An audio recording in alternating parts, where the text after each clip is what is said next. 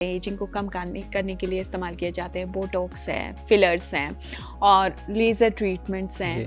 आजकल एक हीपू ट्रीटमेंट भी आया है, अल्ट्रासाउंड बेस्ड। इसके अलावा अल्ट्रासाउंड बेस्ड है, नॉन सर्जिकल बोला जाता है। बहुत सारे ऐसे ट्रीटमेंट्स मौजूद हैं।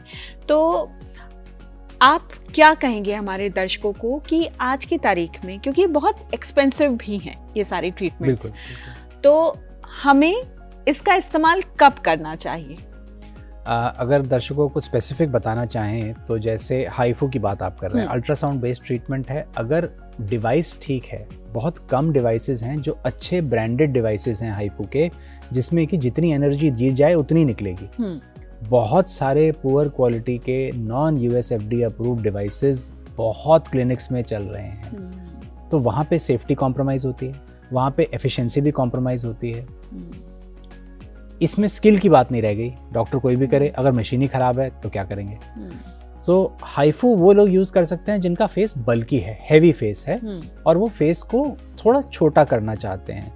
तो इसी तरह के माइक्रो नीडलिंग, रेडियो फ्रीक्वेंसी जैसे कुछ एक ब्रांड्स हैं वो किए जा सकते हैं। वो भी बहुत कम से कम डाउन टाइम में फेस को टाइट भी करेंगे, नई कोलेजन भी बनाएंगे, हैवीनेस भी कम करेंगे। जहाँ तक रही बात फिलर्स की, फिलर हॉलो को ट्रीट करता है। अगर जैसे आईज के नीचे गड्ढे आ जाते हैं, हॉलो आ जाता है, लाफिंग लाइंस हैं या लैक्सिटी फेस की आ जाती है, उस पे हम लोग फिलर कर सकते हैं।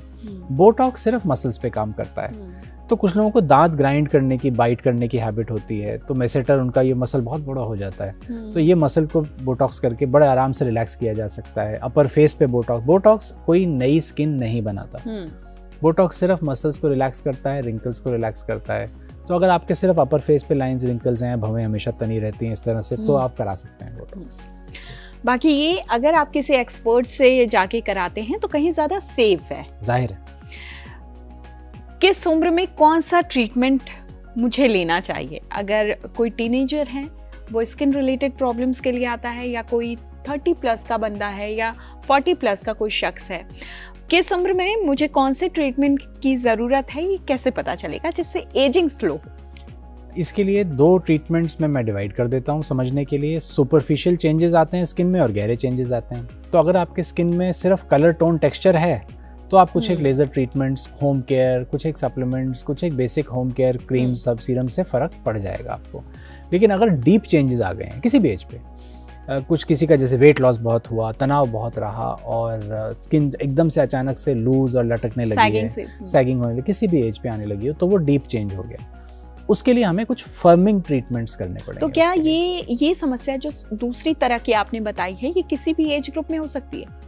आजकल हम बहुत वेरिड देख रहे हैं, बहुत जल्दी ये चेंजेस आने लगे हैं, क्योंकि collagen depletion, muscle mass poor होना, रात को लेट तक जगना, स्ट्रेस बहुत होना, चाय कॉफ़ी की आदत पड़ जाना, अल्कोहल है, प्रोसेस्ड फूड इनटेक है, शुगर है, ये सब चीज़ें हमारा शरीर में ब्रेक डाउन और ऑक्सीडेटिव स्ट्रेस बढ़ा देती हैं। तो उनसे ये चेंजेस बहुत फास्ट आ जाते हैं।